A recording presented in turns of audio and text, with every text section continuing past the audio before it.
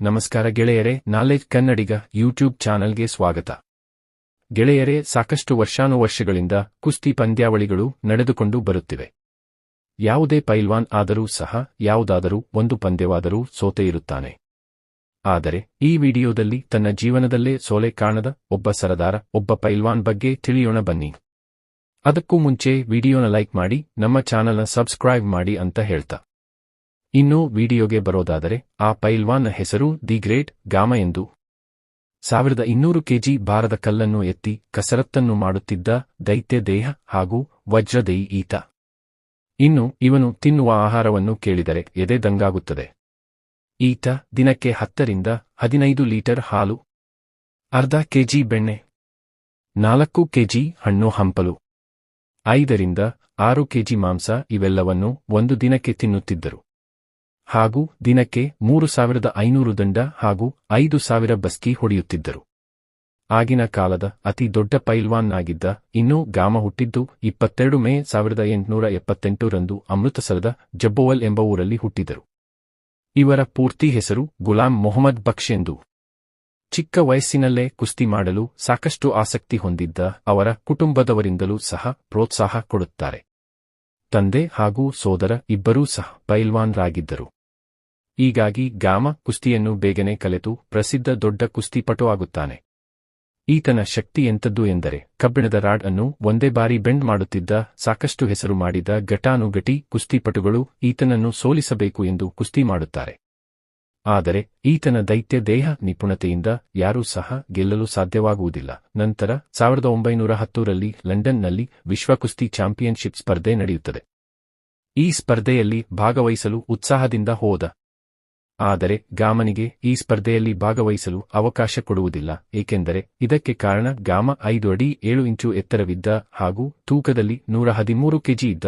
ಇದರಿಂದ ಇವನು ಸ್ಪರ್ಧೆಗೆ ಬೇಡ ಎಂದು ಈತನನ್ನು ಕೈಬಿಡಲಾಯಿತು. ಆದರೆ ಗಾಮನಿಗೆ ಇದನ್ನು ಸಹಿಸಲು ಆಗುವುದಿಲ್ಲ. ಸ್ಪರ್ಧೆ ನಡೆಯುತ್ತಾ ಇದ್ದಂಥ ಜಾಗಕ್ಕೆ ಹೋಗಿ ಲಂಡನ್ನ ಯಾವುದೇ ಪೈಲ್ವಾನ್ ಆಗಲಿ ತನ್ನನ್ನು ಸೋಲಿಸುತ್ತಾರೋ ಅವರಿಗೆ 15 ಪೌಂಡ್ಗಳನ್ನು ನೀಡುತ್ತೇನೆ ಎಂದು ಸವಾಲು ಹಾಕುತ್ತಾನೆ. ಆಗ ಲಂಡನ್ನ ಪೈಲ್ವಾನ್ನರು ಈ ಸವಾಲನ್ನು ಸ್ವೀಕರಿಸುತ್ತಾರೆ. ಮೊದಲ ದಿನ 3 ಪೈಲ್ವಾನ್ನರು ಕುಸ್ತಿ ಆಡುತ್ತಾರೆ. ಆದರೆ ಗಾಮ ವಿರುದ್ಧ ಯಾರೂ ಸಹ ಗೆಲ್ಲುವುದಿಲ್ಲ, ಎಲ್ಲರೂ ಸೋತು ಹೋಗುತ್ತಾರೆ. ಇನ್ನು 2ನೆಯ ದಿನ 12 ಜನ ಪೈಲ್ವಾನ್ರನ್ನು ಸಹ ಅದೇ ರೀತಿ ಸೋಲಿಸುತ್ತಾನೆ. ಇದನ್ನು ನೋಡಿದ ಜನರೆಲ್ಲರೂ ಅಚ್ಚರಿಪಡುತ್ತಾರೆ.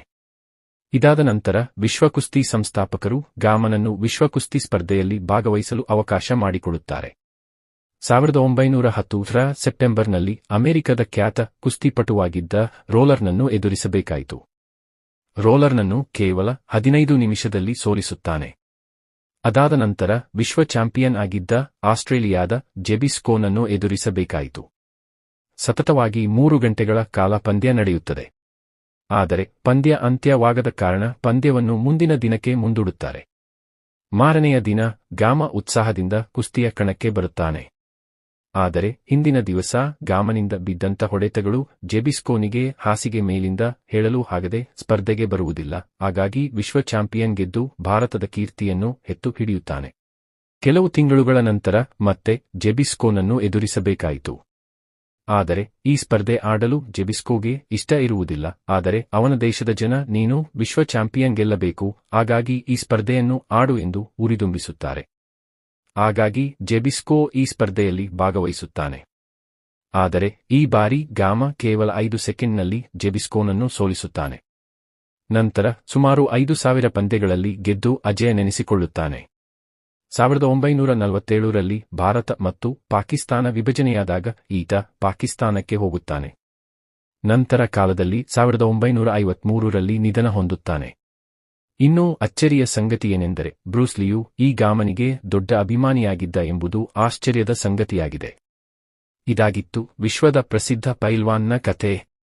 ಇದಾಗಿತ್ತು ಗೆಳೆಯರೇ ಈ ವಿಡಿಯೋ ನಿಮ್ಮೆಲ್ಲರಿಗೂ ಅರ್ಥ ಆಯ್ತು ಅನ್ಸುತ್ತೆ. ಇಷ್ಟ ಆದ್ರೆ ಲೈಕ್ ಮಾಡಿ, ಶೇರ್ ಮಾಡಿ, ಸಬ್ಸ್ಕ್ರೈಬ್ ಮಾಡಿ. ಧನ್ಯವಾದಗಳು.